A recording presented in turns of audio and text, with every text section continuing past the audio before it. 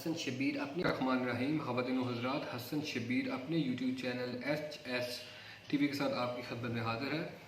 आज आपके साथ कुछ इंकशाफात करने हैं। बशीर मेमन जो DGFIA साबिक़ DGFIA बशीर मेमन ने किए थे वज़ीर आज़म इमरान ख़ान के हवाले से और वज़ीर दाखिला ब्रिगेडियर एजाज़ शाह के हवाले से, उन पर आज मैं आपसे बात करूंगा और आपके साथ वो बातें शेयर करूंगा कि जो उन्होंने बराह रास्त DGFIA बशीर साबिक़ DGFIA बशीर मेमन से की और उनसे ये मुतालबा किया कि इन पर कार्रवाई की जाए, बियॉन्ड द बाउंड्रीज या आइन से मावरा तर जाकर ये कार्रवाइयाँ की जाएँ।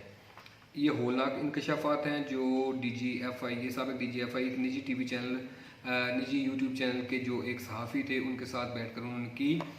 वज़ीर आज़म का जो मुतालबा था उनसे उस वक़्त ब्रिगेडियर एजाज़ शाह का जो मुतालबा था वो मैं आपके सामने रखूँगा। वज़ीर आज़म इमरान ख़ान ने बशीर मेमन से मुतालबा किया था कि अपोजिशन को आप जितना चाहें तुन के रखें, यानी अपोजिशन के ख़िलाफ़ आप कार्रवाइयाँ करें, आपको कोई नहीं पूछेगा। उसके अलावा उन्होंने कहा कि आला सतही मीटिंग में हमजा शहबाज, शहबाज शरीफ और सुलेमान शहबाज के ख़िलाफ़ उन्होंने कार्रवाई करने और उनके ख़िलाफ़ मुकदमात बनाने का भी इसरार किया और उनको प्रेशराइज भी किया गया कि आप इन पर मुकदमात बनाएं, आप बिल्कुल ना डरें। आप क्यों डरते हैं इनसे, आपको डरने की क्या ज़रूरत है, इनके ख़िलाफ़ मुकदमात बनाएं, आपका पूरा साथ दिया जाएगा। इसके अलावा कैप्टन सफदर के खिलाफ जो आज कार्रवाई हो रही है वो उनको उस वक़्त कहा गया था कि वो कार्रवाई उनके ख़िलाफ़ की जाए और उनसे ये मुतालबा भी किया जाएगा, लेकिन उनका ये कहना है, बशीर मेमन जो DGFIA उनका ये कहना है कि ये काम जो उनको कहे गए थे वो अब नैब की जानब से किए जा रहे हैं, नैब वो काम कर रही है। इसलिए खुदा का शुक्र अदा करते हैं कि खुदा ने उनकी इज़्ज़त रखी और नैब से ये कार्रवाइयाँ करवाई जा रही हैं और उनको छोड़ दिया गया, इस उम्र में आकर उनको छोड़ दिया गया। अब चौथे नंबर पर उनसे कहा गया कि ख्वाजा आसिफ के खिलाफ गद्दारी का मुकदमा दर्ज किया जाए। गद्दारी का मुकदमा उनके खिलाफ, मरियम नवाज के खिलाफ उनको कहा गया कि उनके खिलाफ भी गद्दारी का मुकदमा दर्ज किया जाए। मरियम नवाज का जुर्म ये था कि उन्होंने सोशल मीडिया पर बुशरा बीबी जो कि ख़ातून अव्वल भी हैं, फर्स्ट लेडी हैं, वज़ीर आज़म इमरान ख़ान की अहलिया हैं, काबिल इज़्ज़त हैं, काबिल एहतराम हैं, उनकी जो सोशल मीडिया पर एक तस्वीर वायरल हुई थी उस हवाले से उनका कहना था कि उनके ख़िलाफ़ भी आप कार्रवाई करते हुए गद्दारी का मुकदमा बनाएं।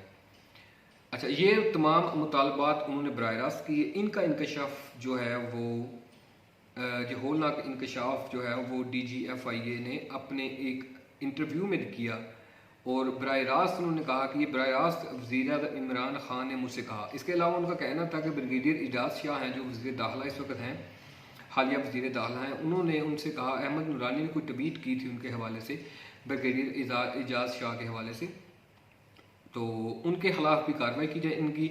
उन्होंने बल्कि उनसे ये कहा कि इनकी टाँगें तोड़ दें, इनकी लत्ता बांध दो, मतलब इस तरह की लैंग्वेज इस्तेमाल करते हुए कहा कि इनकी टाँगें तोड़ दें, इनके खिलाफ कार्रवाई करें। लेकिन बशीर मेमन जो DGFIA साबिक़ DGFIA उनका कहना था कि मैं इस हवाले से कोई भी इक़दाम पूरा ना कर सका। उसकी वजह ये थी कि ये तमाम इक़दामात जो थे एक मावरा आन थे, कानून से बालातर थे, इसलिए मैंने, चूँकि मेरी एक, उनका कहना था कि चूँकि मेरी एक ये रविश रही है और मैं हमेशा से मतलब इस हवाले से मुझे मुश्किलात का भी सामना करना पड़ा है कि मैं कानून से तजावज़ नहीं करता।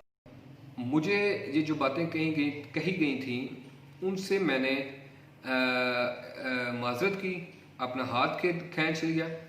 उनसे मैंने वज़ीर आज़म इमरान ख़ान साहब से कहा कि ये जो आप बातें कर रहे हैं ये बातें माफ़ करें मुझे, मैं माज़रत के साथ कि ये बातें ये इक़दामात मैं नहीं कर सकता, क्योंकि किसी के ख़िलाफ़ गद्दारी का मुकदमा बनाने के लिए तमाम सबूत और इसके तमाम फैक्ट्स उनके हमारे पास होने चाहिए ताकि उनके खिलाफ, ये गद्दारी का मुकदमा कोई छोटा मुकदमा नहीं है, इसके बनाने के लिए हमारे पास कोई सबूत नहीं थे, कोई हमारे पास फैक्ट्स नहीं थे, हमारे पास शहादतें नहीं थी।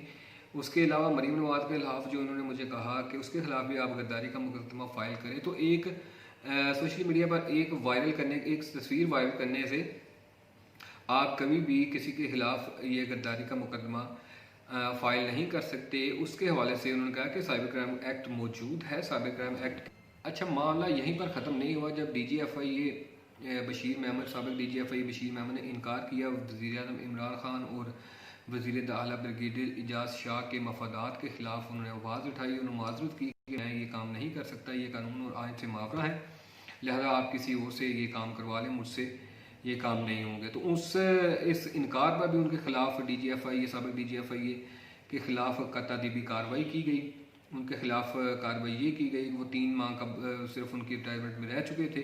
3 माह रिटायर होने के से कबल उनको अपनी ही सीट से जहाँ पर वो काम कर रहे थे ट्रांसफ़र कर दिया गया, जबकि कानून में ये है कि आप 3 माह अगर किसी की रिटायरमेंट में रह जाते हैं तो आप उनको उनकी सीट से कहीं पर ट्रांसफ़र नहीं कर सकते। उसकी वजह यह है कि आपने जितने भी दस्तावेज़ात हैं वो कब क्लियर करके अपनी प्रोविडेंट फंड के लिए, अपने रिटायरमेंट प्लान्स के लिए आपने उस मुतल्लिका इदारे में जमा करवाना होते हैं।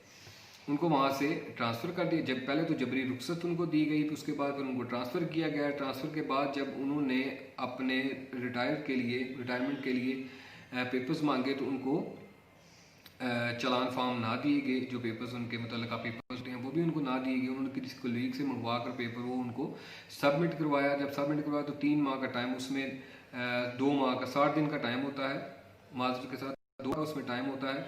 2 माह 60 दिन के अंदर आपने क्लियरेंस के बाद अपने वहाँ से चेक रिसीव करना होते हैं, अपनी मराहत लेना होती हैं और अपने रिटायरमेंट प्लान्स लेना होते हैं। आपने जब 60 दिन वहाँ पर कंप्लीट हो गए, 60 दिन के बाद साबिक़ DGFI बशीर मेहमद ने जब मुतालबा किया तो उनको बताया गया कि अपर हाउस से मुराद, अब आप भी जानते हैं क्योंकि ये तमाम इंकशाफात जो मैं आपके सामने कर चुका हूँ, उस हवाले से आप भी अपर हाउस के हवाले से जानते हैं कि अपर हाउस कौन सा अपर हाउस है जिससे उनको मना किया हुआ था कि इनके रिटायरमेंट प्लान जो हैं वो कंप्लीट ना किए जाएं। उन्होंने ये कहा कि आपकी तो रिटायरमेंट प्लान्स रुके हुए हैं, आपकी रिटायरमेंट्स मराहत रुकी हुई हैं, हमें ऑर्डर है कि आपको किसी भी किस्म की मराहत ना दी जाए।